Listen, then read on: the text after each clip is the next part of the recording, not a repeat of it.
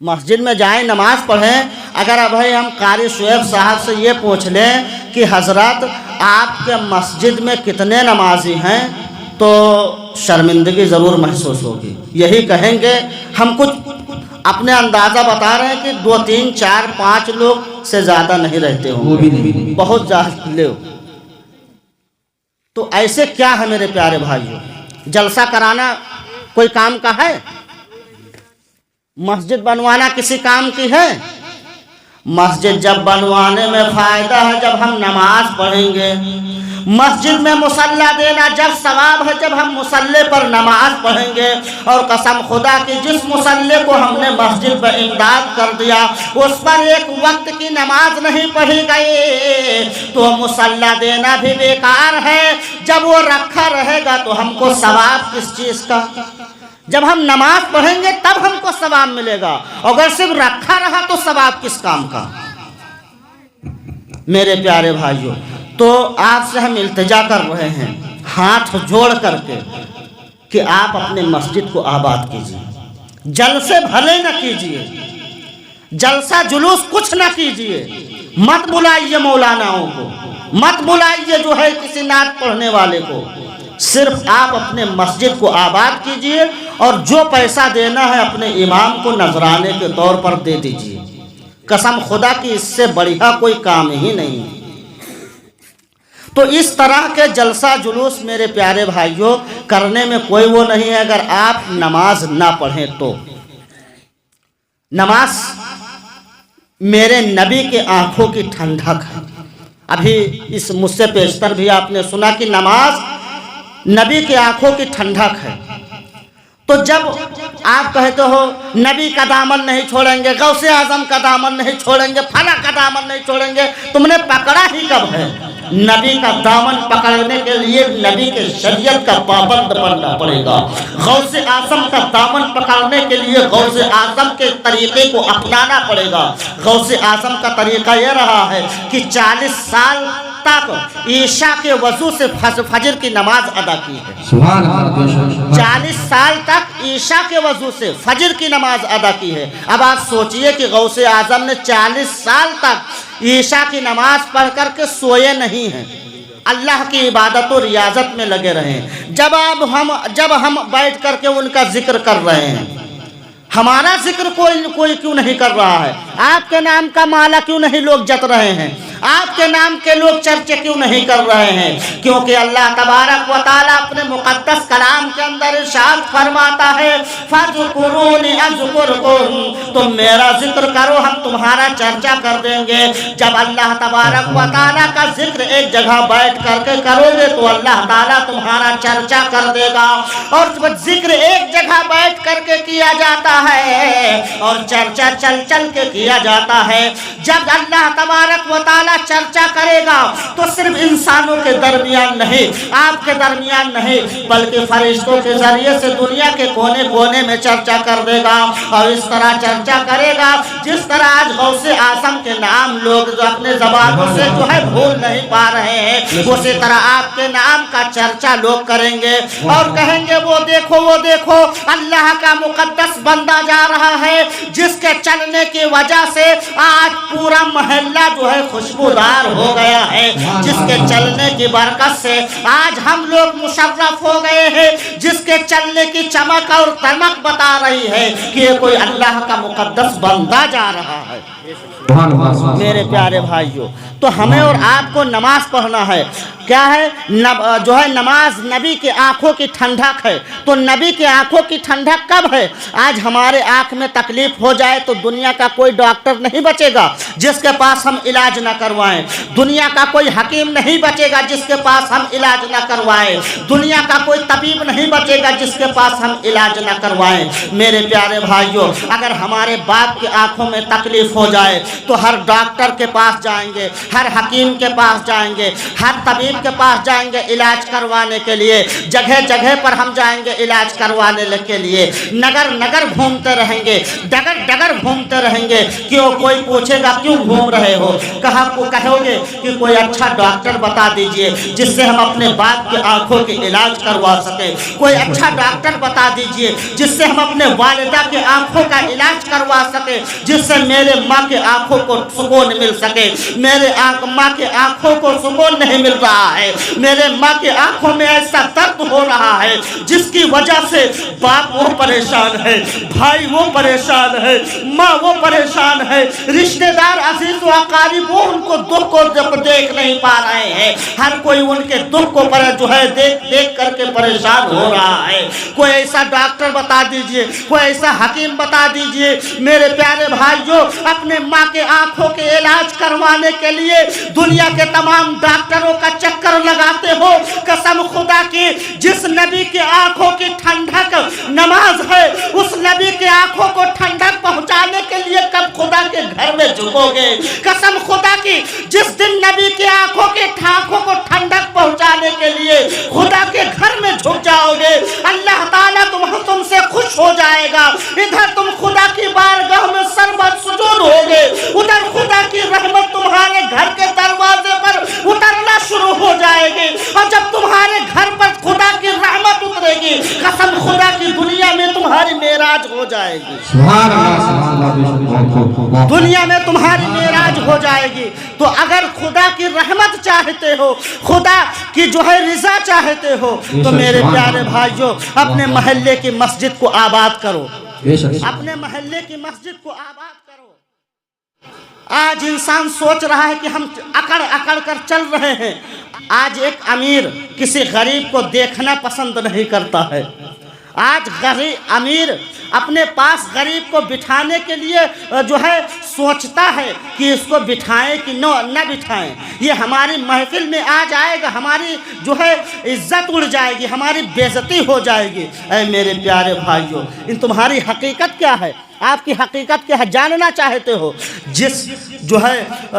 جسم پر آپ قیمتی لباس پہنتے ہیں, جس جسم پر آپ مہنگا سے مہنگا کپڑا پہنتے ہیں, جس جسم پر کہ مہنگی سے مہنگی آپ کریم کا استعمال کرتے ہیں, عورتیں میری ماں بہنیں میک اپ کا استعمال کرتی ہیں. میرے پیارے بھائیوں, جس طرح بھی آپ اپنے جسم کی نمائش کرنے کے لیے, اپنے آپ کو ہینڈسم بنانے کے لیے آپ طرح طرح کے فیشن کا استعمال کرتے ہو, میرے پیارے بھائیوں یہ ایک دن فنا ہو جائے گا, یہ باقی رہنے والی نہیں ہے. جب تمہارے بھائی, تمہارے رشتہ دار, تمہارے عزیز و اقارب تمہیں نہلا دھلا کر کے کفنا دفنا کر کے قبر میں اتاریں گے, میرے پیارے بھائیوں 3 دن کے بعد جانتے ہو کیا حال ہوگا تمہارا؟ قسم خدا کی حال کیا ہوگا تمہارا سن لو. 3 دن کے بعد تمہارے آنکھوں سے پیپ بہنا جو بھیجا ہے وہ مواد اور پیپ کی شکل اختیار کر لے گا, آنکھوں سے نکلنا شروع ہو جائے گا, کان کے سوراخ سے نکلنا شروع ہو جائے گا, منہ کے سوراخ سے نکلنا شروع ہو جائے گا.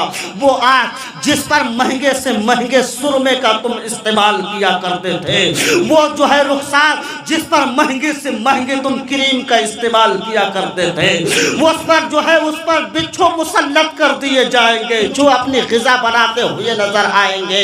جس جسم پر تم اچھے سے اچھے لباس پہنتے تھے, اس جسم پر اژدہا مسلط کر دیے جائیں گے. میرے پیارے بھائیوں 3 دن کے بعد تمہارے جسم سے تمہارا بھیجا پیپ کی شکل اختیار کر کے ناک کے سوراخ سے نکلے گا, کان کے سوراخ سے نکلے گا, منہ کے سوراخ سے نکلے گا. 1 ہفتے کے بعد تمہارا پیٹ پھٹ جائے گا. اے میرے پیارے بھائیوں, اس پیٹ میں جو महंगे से महंगे जो है ग़िज़ा का इंतज़ाम करते थे, महंगे से महंगे खाने का जो है इंटरनेशनल खाने का इंतज़ाम करते थे, वो पेट फट जाएगा एक हफ्ता के बाद। अब बताइए तुम्हारे जिस्म को कीड़े खा रहे हैं, 40 दिन के बाद तुम्हारा ढांचा खत्म हो जाएगा, सिर्फ हड्डियां बचेंगी। उन हड्डियों की क्या कीमत लगाते हो आज बताओ। लेकिन अगर उस जो है कब्र के अजाब से बचना है तो मेरे प्यारे भाइयों खुदा को राजी करना होगा। खुदा को हम कैसे राजी करेंगे? खुदा के हो हम कैसे राजी करेंगे? अल्लाह का जिक्र करो, उसके घर में जाओ, तस्बीह और तहलील बयान करो, खुदा की हम्दो सना करो, अल्लाह और उसके रसूल से रो रो करके अपने गलतियों की माफी मांगो। कसम खुदा की आज वो खुदा तुम्हारे तौबे का इंतजार कर रहा है। जिस खुदा ने तुम्हें पैदा किया है उस खुदा तुम्हारे तौबे का इंतजार कर रहा है। अगर तुम तौबा करके खुदा की बारगाह में सरबा सुजूद हो जाओगे मेरे प्यारे भाइयों, ये सारे तुम्हारे खतरात खत्म हो जाएंगे, अल्लाह तुमसे राज़ी हो जाएगा। और जिससे अल्लाह खुश हो जाता है उसका कफन भी मैला नहीं होता है, उसका कफन भी मैला नहीं होता है। अगर दुनियादार को खुश करना चाहते हो तो अमीरों के कदमों में झुक जाओ, अगर अल्लाह को खुश करना चाहते हो तो घर में झुक जाओ। अगर दुनियादार को खुश करना चाहते हो तो अमीरों का कदम अख्तियार कर लो, अगर अल्लाह को खुश करना चाहते हो तो उसका घर अख्तियार कर लो। मेरे प्यारे भाइयों, नमाज़ें आज हम नमाजों से दूर हैं, आज हमारी मस्जिदें वीरान पड़ी हैं, मस्जिदों के लिए हम जंग कर रहे हैं, मस्जिदों के लिए हम लड़ाई कर रहे हैं। बताइए जब मस्जिदें हम ऐसी क्या करेंगे, जब उसमें नमाज पढ़ने वाले नमाजी नहीं होंगे तो हम मस्जिदें लेकर के हजरत क्या करेंगे? आज रोज एफआईआर होती है, आज ये मुसलमान बंद हो गया, कल वो मुसलमान बंद हो गया, आज यहाँ 10 लोग गिरफ्तार हो गए, वहाँ 10 लोग गिरफ्तार हो गए। ऐ मेरे प्यारे भाइयों, किस वजह से? मस्जिदों के झगड़े की वजह से। अगर उस मस्जिदों का हाल पूछा जाए तो कसम खुदा की अगर पूछा जाए वहाँ मुस्लिम आबादी कितनी है, कहेंगे 200-300 घर हैं, और पूछो नमाजी कितने हैं तो क्या कहेंगे 5 आदमी। 200-300 घर में 2-3 आदमी नमाजी। बताइए अगर आप किसी को दावत दें, अगर आपकी दावत में वो ना पहुँचे, आपके दावत पे वो ना पहुँचे तो आप उससे नाराज़ होंगे? सबसे बड़ा मुद्दा बता दे, अगर दामाद को ससुराल वाले बुला ले और अगर दामाद अकेले पहुँच गया और बेटिया को लेकर के नहीं गया तो समझ लो उसकी खैरियत नहीं है। सही है कि गलत कह रहे हैं? खैरियत नहीं है। इतना दामाद से खफा हो जाएंगे कि अब कुछ पूछो ना। सास वो मुँह फुलाए बैठी है, ससुर वो भाई सलाम कर ले भाई सलाम, ऐसा करते हैं। यही होता है ना, सब मुँह फुलाए इधर उधर, ऐसा लग रहा है कि गुब्बारा फूट गया है। तो ऐ मेरे प्यारे भाइयों, तो अगर आप अपने दामाद से नाराज़ हो सकते हैं, अगर आप रिश्तेदार को अपने दावत दें, अगर वो रिश्तेदार से आप नाराज़ हो सकते हैं तो आप सोचिए जिस घर से दिन में 5 मरतबा हैया अलल सलाह हैया अलल फलाह की सदाएं बुलंद की जाती हैं, हैया अलल सलाह हैया अलल फलाह की सदाएं बुलंद की जाती हैं, उस घर में अगर आप न पहुँचे तो क्या अल्लाह आपसे नाराज़ नहीं होगा? नहीं होगा? फिर भी अल्लाह का एहसान नहीं जानते हो? अल्लाह का एहसान है कि आपको रिस्क दे रहा है, और ससुराल अगर वाइफ को लेकर के न जाओ तो ससुराल वाले तेल का पैसा नहीं देंगे, देंगे नहीं देंगे।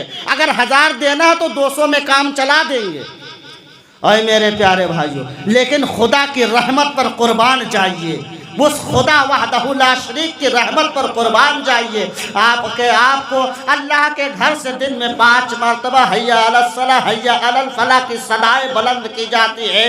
5 टाइम आपको अल्लाह ताला के घर से दावत दी जाती है, फिर भी अल्लाह की बारगाह में आप नहीं जाते हैं। अपने बिस्तरे पर नींद के खर्राटे लेते हैं, अपने बिस्तरे पर नींद के खर्राटे लेते हैं। गरम गरम नरम नरम बिस्तरों को अपने आप आराम गाह बनाए हुए हैं, मस्जिद का अकेल इमाम अजान पढ़ कर के 2-3 लोगों के साथ नमाजें पढ़ता हुआ नजर आ रहा है। लेकिन जब आप सुबह सवेरे जाते हैं तो आप अच्छा खासा पैसा कमा करके आते हैं, आप अच्छा खासा, आपको अल्लाह ताला दिन भर में रिस्क देता है, तो क्या अल्लाह की रहमत हमारे लिए है कि नहीं है? अल्लाह की हम नाफरमानियों पर नाफरमानियां करते जा रहे हैं, फिर भी अल्लाह ताला हमें रिस्क दे रहा है, फिर भी हमें दुनिया के दौलत जो है दुनिया के तख्तो ताज से जो है सरफराज कर रहा है, दुनिया की हुक्मरानी हमारे कदमों में डाल रहा है, दुनिया की कामयाबी हमारे कदमों में डाल रहा है। लेकिन हम अल्लाह की जो है इबादत से बेखबर हैं, बेखबरी की नींद हम सो रहे हैं, बेखबरी की जो है खर्राटे हम ले रहे हैं। ऐ मेरे प्यारे भाइयों, जब अल्लाह तबारक व तआला आपको दुनिया के तमाम तरह की नेमतों से माला माल कर रहा है, तो अल्लाह का एहसान हमारे इस पे नहीं है। अगर दुनियादार को खुश करना चाहते हो तो अल्लाह तबारक व तआला की रिज़ा नहीं पाओगे, तो दुनियादार को खुश करके अपना ठिकाना जहन्नम बना लो। अगर अल्लाह को राज़ी करना चाहते हो तो उसकी रिज़ा हासिल करो। दुनियादार को खुश करना है, दुनियादार को खुश करने के लिए मुस्कुराना पड़ता है, दुनियादार को खुश करने के लिए मुस्कुराना पड़ता है, और अल्लाह को खुश करने के लिए उसके बारगाह में रोना पड़ता है। तो अगर अल्लाह को खुश करना चाहते हो तो मेरे प्यारे भाइयों उसके घर में रोवो, गिड़गिड़ाओ, अपने गुनाहों की माफ़ी मांगो, इंशाअल्लाह। ऐ मेरे प्यारे भाइयों, और हमारे आज मुआशरे में माँ बहनों के हालात बहुत गड़बड़ हैं, माँ बहनों के हालात बहुत गड़बड़ है। अगर इनसे नमाज पढ़ने के लिए कह दिया जाए तो नानी मर जाती है। क्या कहते हैं? बच्चे ने पेशाब कर दिया, पैखाना कर दिया, ये कर दिया, वो कर दिया, दुनिया भर की हजरत नाटक बताती हैं, खाना टाइम से नहीं बना पाती हैं। ऐ मेरे प्यारे भाइयों, ऐ मेरी माँ बहनों, ये तुम्हारा किरदार नहीं है। खातून जन्नत का किरदार ज़रा मुलाहजा फरमाओ। खातून जन्नत कैसी थी? सर्दियों की लंबी लंबी रातें थी, सारी दुनिया आराम से सोते थे, लेकिन खातून जन्नत रज़ी अल्लाह ताला अन्हा शहजादों को सुला देती थी, बारगाह रब्बुल इज़्ज़त में सर झुका देते थे, और बारगाह रब्बुल इज़्ज़त में सर झुका देते थे। सारी रात ख़त्म हो जाती थी, लेकिन उनका एक सजदा नहीं ख़त्म होता था, एक सजदा नहीं ख़त्म होता था। वह सजदे से सर उठा करके अर्ज करते थे, ऐ मौला, ऐ परवरदिगार आलम, तूने कैसे छोटी छोटी रात बना दी है कि तेरी रात ख़त्म हो जाती है, तेरे महबूब की बेटी फातिमा का एक सजदा मुकम्मल नहीं होता है। किसी दिन तू ऐसी लंबी रात बना दे कि तेरे महबूब की बेटी फातिमा दिल खोल करके सजदा कर ले, दिल खोल करके सजदा कर ले। और आज उनकी कनीज़ें ये काम कर रही हैं कि उनसे नमाज पढ़ने के लिए कह दिया जाए तो 72 बहाने बताती है। बच्चा ने पेशाब कर लिया है, पाखाना कर लिया है, खाना टाइम से नहीं बन पाता है, घर के काम काज इतना करते हो कि कपड़े लत्ते धुलने में पूरा दिन चला जाता है, या काम हुआ काम, दुनिया भर के काम।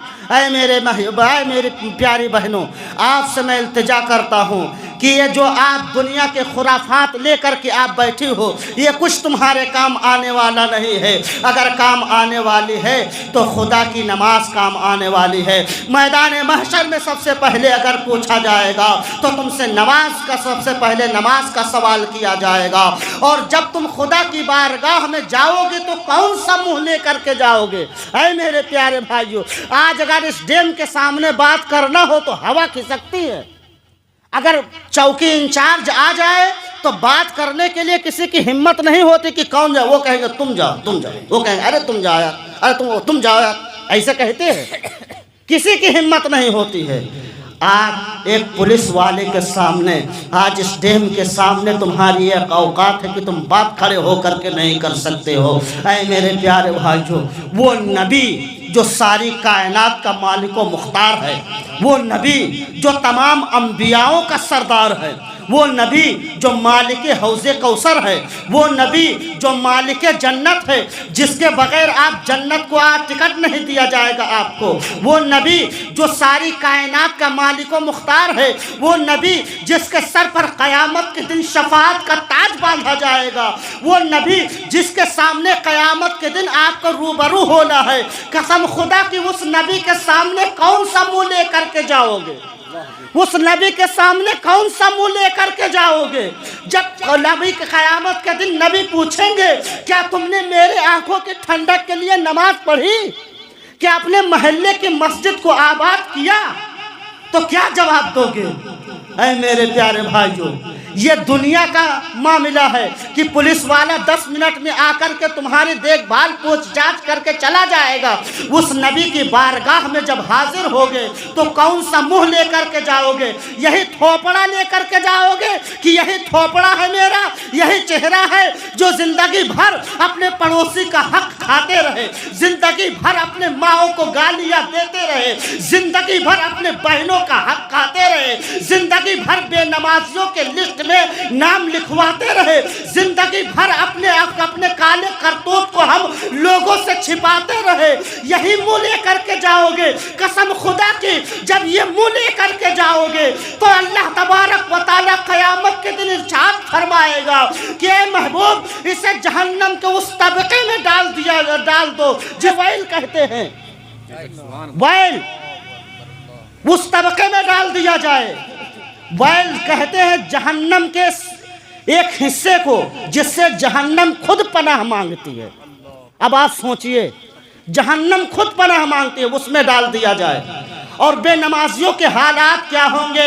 آپ ملاحظہ فرمائیں، بے نمازیوں کے حالات وہ ہوں گے جب ان سے قیامت کے دن کہا جائے گا کہ تم جو ہے اللہ اکبر کہہ کر کے نیت باندھو، قسم خدا کی تمہارے ہاتھ اتنے سخت کر دیے جائیں گے کہ تم اللہ اکبر نہیں کہہ پاؤ گے۔ جب تم سے یہ کہا جائے گا کہ رکوع کرو تو قسم خدا کی تمہاری کمر کو اتنی سخت کر دی جائے گی تو کہ تم اپنے کمر کو جو ہے رکوع میں نہیں لے جا پاؤ گے۔ جب پروردگار عالم کہے گا کہ تم سجدہ کرو، تمہارے گھٹنوں اور تمہارے جو ہے کمر کو اتنا سخت کر دیا جائے گا کہ تم سجدہ نہیں کر پاؤ گے، اور اللہ تعالیٰ فرشتوں کو حکم دے گا کہ اسے جہنم کے بھڑکتے ہوئے شعلوں میں ڈال دو۔ قسم خدا کہ تم کو جہنم کے بھڑکتے ہوئے شعلوں میں ڈال دیا جائے گا۔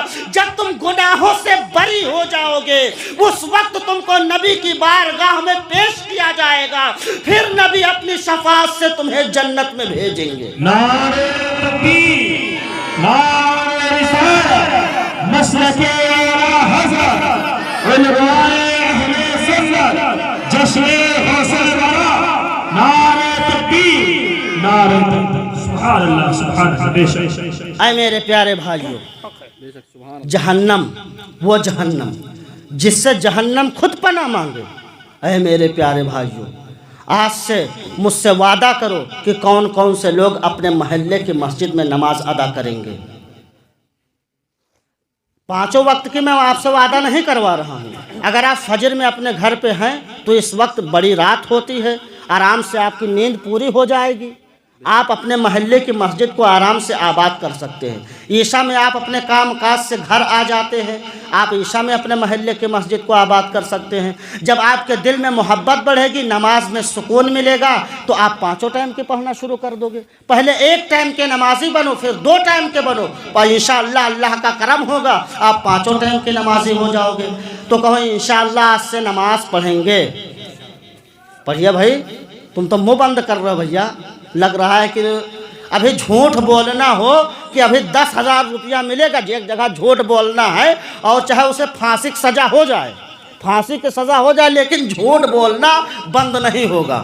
یہ ہے ہمارے قوم مسلم کا حال۔ اے میرے پیارے بھائیوں، یہ حال کیا بتائیں۔ فی الحال ہر کوئی جانتا ہے کہ نماز کا کتنا بڑا گناہ ہے، نماز نہ پڑھنے میں کتنا بڑا گناہ ہے۔ اے میری پیاری ماں بہنوں، آپ بھی اللہ کی بارگاہ میں آپ کو بھی جانا ہے۔ اللہ کی بارگاہ میں توبہ کیجئے اور اپنے گناہوں سے معافی کیجئے، آپ بھی نماز ادا کیجئے، ٹھیک ہے؟ آپ نماز پڑھیے کہ نماز ہی ہماری کامیابی ہے۔ اگر آپ کا کوئی کام نہیں بن رہا ہے، اگر آپ کا کوئی چیز غائب بھی ہو جائے تو نماز میں یاد کر لیجئے، کیونکہ جب اللہ اکبر کہیں گے تو ساری چیزیں نماز میں یاد آنا شروع ہو جاتی ہیں، ساری چیزیں نماز میں یاد آنا شروع ہو جائے، تو بھول جائے تو 2 رکعت نماز شکرانے کی نماز پڑھیے، وہ بھی چیز یاد آ جائے گی۔ غوث اعظم بعد نماز عصر سیر کرنے کے لیے نکلتے ہیں، دریائے دجلہ کے قریب پہنچتے ہیں۔ دریائے دجلہ کے قریب پہنچے تو کیا دیکھتے ہیں کہ ایک خاتون زار و قطار رو رہی ہے، اپنے آنکھوں میں درد لیے ہے، اس کے آنکھوں سے اشک جاری ہیں، اس طرح اشک جاری ہیں کہ اس کے آنکھوں کو غوث اعظم نے پڑھ لیا کہ آخر اتنے درد بھرے انداز میں کیوں رو رہی ہے۔ غوث اعظم نے پوچھا کہ اے خاتون کیوں رو رہی ہو، کیا وجہ ہے جو آج تم یہاں بیٹھ کر کے رو رہی ہو، کس وجہ سے تم یہاں بیٹھے رو رہی ہو؟ غوث اعظم سے وہ خاتون کہنے لگے کہ یہ میرا پرسنل معاملہ ہے، اس میں آپ کو دخل اندازی کرنے کی کوئی بات نہیں ہے۔ کہا کہ یہ میرا پرسنل معاملہ ہے، کوئی بات نہیں ہے۔ کہا نہیں بتائیے، جس جو ہے درد بھرے انداز میں آپ رو رہی ہو، جس درد بھرے انداز میں آپ رو رہی ہو اور جس دریا کو اپنا رونا سنا رہی ہو، وہ دریا تمہارا رونا نہیں سننے والی ہے، وہ یہ دریا تمہارے زخموں پر مرہم لگانے والی نہیں ہے، وہ دریا تمہارے زخموں پر مرہم نہیں لگائے گی۔ کہا کب سے تم رو رہی ہو؟ کہا میں 12 سال سے یہاں پر آ کر کے بیٹھ کر کے روتی ہو اور چلی جاتی ہوں۔ کہا کہ 12 سال سے تمہارے درد بھرے انداز کو اس دریا نے سنا؟ کہا نہیں۔ کہا پھر کیا وجہ ہے جو تم رو رہی ہو؟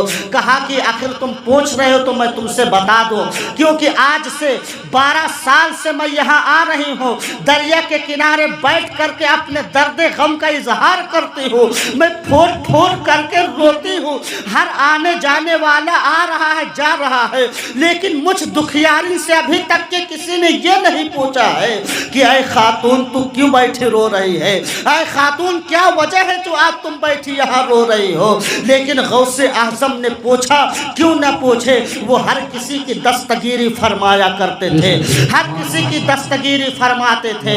اے میرے پیارے بھائیو، اس عورت نے کہا کہ اے بیٹا آج 12 سال ہو گئے، میرے بیٹے کی بارات اس دریا سے اس پار گئی تھی اور ادھر سے واپس ہو رہے تھے، تو میرے بیٹے کے ساتھ جو باراتی تھے، میری بہو اور میرا بیٹا اس دریا میں غرق ہو گئے ہیں، یعنی ڈوب گئے ہیں۔ میں ایک ہی میرے بڑھاپے کا سہارا تھا، ایک ہی میرے بڑھاپے کا چین تھا، ایک ہی میرے دل کا سرور تھا، وہ اس دریا میں ڈوب گیا ہے۔ آج 12 سال سے اپنے درد کا اظہار کرنے کے لیے چلی آتی ہوں، اس درد میں چلی آتی ہوں کہ چل کر کے رو لوں گی، تھوڑا سا میرا درد ہلکا پڑ جائے گا، رونے کے لیے رو رو کر کے رونے کے لیے میں چلی آتی ہوں۔ کہا کہ کوئی درد یا تمہارے درد بھرے انداز کو سننے والی نہیں ہے۔ غوث اعظم نے جب سنا تو غوث اعظم کا کلیجہ دہل گیا اور دریائے رحمت جوش میں آئی، پروردگار عالم کی بارگاہ میں ہاتھوں کو بلند کیا، مولا 12 سال پہلے اس دریا سے ایک بارات گئے تھے، واپس آنے میں اس کے ساتھ جو باراتی تھے، نئی نویلی دلہن تھے، وہ دولہا تھا، اس دریا میں ڈوب گئے ہیں۔ مولا میں تجھ سے التجا کرتا ہوں کہ اس جو ہے ڈوبی ہوئی کشتی کو اور بارات کو تو واپس کر دے۔ مولا تعالیٰ سے غوث اعظم تبادلہ فرمانے لگے۔ غوث اعظم سے مولا تعالیٰ ارشاد فرماتا ہے، اے عبدالقادر تمہیں معلوم نہیں ہے جن باراتیوں کی تم بات کر رہے ہو، جس کشتی کی تم بات کر رہے ہو، ان باراتیوں کو مچھلیوں نے نگل لیا ہے، ان باراتیوں کو مچھلیوں نے نگل لیا ہے، ان کی ہڈیاں بھی اب سلامت نہیں ہیں، نیچے سمندر کی تہ میں وہ ہڈیاں دب گئی ہیں، اب ان کو واپس کرنا ناممکن ہے، اب وہ نہیں واپس ہو سکتے۔ غوث اعظم نے کہا، مولا تعالیٰ تیرا بیٹا عبدالقادر تجھ سے التجا کر رہا ہے، جو مولا ماں کے پیٹ میں ایک خون کے قطرے سے، ایک جو ہے قطرے سے بچے کی ولادت کر سکتا ہے، ماں کے پیٹ میں خون کے قطرے سے بچہ کو جو ہے بچے کو جنم دے سکتا ہے، جو مولا ساری کائنات کا نظام چلا سکتا ہے، اس مولا کا کیا کہنا، اس مولا کے رحیمی کا کیا کہنا۔ وہ مولا چاہ لے تو جو ہے منٹوں میں وہ ڈوبی ہوئی کشتی واپس آ سکتی ہے۔ مولا میں تیری رحمت کا واسطہ مانگتا ہوں مولا، میں تیری رحمت کا واسطہ دے رہا ہوں مولا، اس کشتی کو واپس کر دے۔ قسم خدا کی ابھی غوث اعظم کے ہاتھ مولا کی بارگاہ میں بلند ہی تھے کہ ڈوبی ہوئی کشتی تیرنے لگی اور پوری کشتی کے لوگوں نے صدائے لا الہ الا اللہ بلند کرنا شروع کر دیا۔ غوث اعظم اپنے ہاتھوں کو جو ہے بلند کیے ہیں، خدا کا شکر ادا کیے ہیں، ادھر پوری کی پوری کشتی کلمہ شہادت پڑھ رہی ہے، ادھر بڑھیا کا چین جو بے چین تھا اس کا چین جو بے چینی میں کے عالم میں گزر رہی تھی اس کی زندگی خوشحال ہو گئی، اس کے آنکھوں سے خوشی کے اشک نکلنے لگے اور غوث اعظم کے قدموں میں جھک کر کے کہنے لگی کہ آپ تو بہت بڑے بہت بڑے اللہ کے مقرب بندے ہو، سب سے پہلے مجھے داخل اسلام کیجئے۔ غوث اعظم کے اس کرامت پر جب ایک شاعر کی نظر پڑتی ہے تو کہتا ہے کہ 12 برسوں کا ڈوبا ملا، 12 برسوں کا ڈوبا ملا، آج دولہا دوبارہ ملا۔ واہ واہ سبحان اللہ، بے شک۔ غوث اعظم نے کہا کہ اے خاتون دیکھو تمہاری ڈوبی ہوئی کشتی واپس آ رہی ہے، دیکھو آ گئے تمہاری نئی نویلی دلہن آ گئی ہے، تمہارے جو ہے بیٹے کے ساتھ ڈوبی ہوئی تمہارے بیٹے کے ساتھ جو ڈوبے ہوئے باراتی تھی وہ بھی واپس آ گئے، اب کیا چاہتی ہو؟ عورت نے کہا اب تو میری زندگی ختم ہو گئی، اب میں کیا کروں گی، اب تو میں چند دن کی مہمان ہوں۔ غوث اعظم نے کہا کہ آخر چاہتی کیا ہو؟ کیا تم وہ زندگی چاہتی ہو جو تمہاری پچھلی 12 سال گزر چکی ہے؟ لو میں تمہاری اس زندگی کو بھی واپس کرتا ہوں۔ قسم خدا کی غوث اعظم نے اس کی 12 سال زندگی کو اللہ تبارک و تعالیٰ کی بارگاہ میں دعا کیا، مولا تعالیٰ نے اس بڑھیا کی جو 12 سال زندگی گزر چکی تھی، جو 12 سال اس کے دریا کے کنارے رونے میں گزر گئے تھے، اللہ نے اس زندگی کو بھی واپس کر دیا اور اس کی 12 سال کی زندگی کو بڑھا دیا۔ جب غوث اعظم کی یہ شان ہے تو میرے نبی کی شان کیا ہوگی؟ شاعر کہتا ہے جب ان کی گدا بھر دیتے ہیں شاہان زمانہ کی جھولی، محتاج کا جب یہ عالم ہے تو مختار کا عالم کیا ہے؟ سبحان اللہ، بے شک، سبحان اللہ، واہ واہ۔ میرے پیارے بھائیوں، یہ ہے غوث اعظم کی شان عطا۔ اگر شان عطا بیان کرنے پر آ جائے انسان تو ساری رات ختم ہو جائے گی۔ میرے پیارے بھائیوں، غوث اعظم رضی اللہ تعالی عنہ کا مقدس جو ہے بارگاہ ہے، مقدس بارگاہ میں آپ جاننا چاہتے ہیں، الہ آباد میں ایک بزرگ کی مزار شریف ہے، منور علی شاہ علیہ الرحمہ، منور علی شاہ علیہ الرحمہ جو غوث اعظم کے رشتے میں ماموں لگتے ہیں۔ آج بھی ان کی مزار پر انوار جو ہے ہمارے اور آپ کے نظروں کے اندر مرد خلائق بنی ہوئی ہے، آج لوگ ان کی جو ہے زیارت کرنے کے لیے لوگ جاتے ہیں۔ منور علی شاہ غوث اعظم کی بارگاہ میں حاضر ہیں اور اپنے دل کے اندر یہ سوچ رہے ہیں، یا اللہ منور علی شاہ سوچنے لگے، یا اللہ آب حیات ہوتا کیا ہے؟ یہ آب حیات کیا ہوتا ہے؟ لگ رہا ہے کہ حضرت خضر علیہ السلام نے آب حیات پی لیا ہے تو ابھی تک زندہ ہیں، آخر آب حیات ہوتا کیا ہے؟ تو غوث اعظم نے کہا کہ منور علی آب حیات جاننا چاہتے ہو کہ کیا ہوتا ہے؟ آؤ میں تمہیں بتاؤں کہ آب حیات کیا ہوتا ہے۔ جو میرے وضو سے قطرات ٹپک رہے ہیں یہ آب حیات سے کم نہیں ہے، آؤ میرے وضو سے جو قطرات ٹپک رہے ہیں اسے تم پی لو۔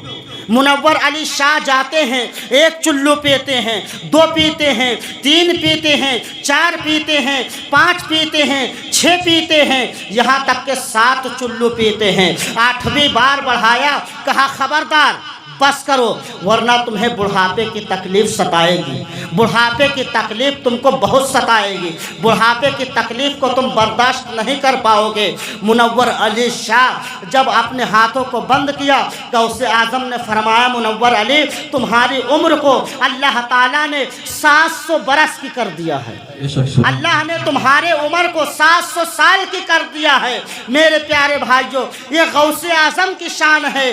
جب میرے امام عوام کی نظر اس حدیث مبارکہ پر پڑتی ہے تو بریلی کی ٹوٹی ہوئی چٹائی پر بیٹھ کر کے ارشاد فرماتے ہیں یا رسول اللہ علیہ السلام، یا حبیب اللہ علیہ السلام، جن کے تلووں کا دھون ہے آب حیات ہے وہ جان مسیحا ہمارا نبی، جب غوث اعظم کے جو ہے وضو کے قطرات کا یہ عالم ہے تو میرے نبی کے تلووں کا دھون کا عالم کیا ہوگا؟ میرے پیارے بھائیو، یہ غوث اعظم کی شان ہے۔ اللہ تعالیٰ کی بارگاہ میں ہم دعا کرتے ہیں کہ مولا تعالیٰ جو ہم نے بولا ہے اس پر سب سے پہلے مجھے عمل کی توفیق عطا فرمائے، میرے خاندان والوں کو، میرے دادی دادا، میرے ماں باپ کو عمل کی توفیق عطا فرمائے، اس کے بعد آپ تمامی مسلمان اہل سنت پوری امت مسلمہ کو عمل کی توفیق عطا فرمائے۔ اللہ تعالیٰ کی بارگاہ میں میں دعا کرتا ہوں کہ اس محفل کو اپنے بارگاہ میں قبول فرمائے، ہم سب کو اس کا اجر دنیا میں بھی عطا فرمائے اور آخرت میں بھی عطا فرمائے۔ استغفر اللہ رب من کل ذنب و اتوب الیہ۔ السلام علیکم۔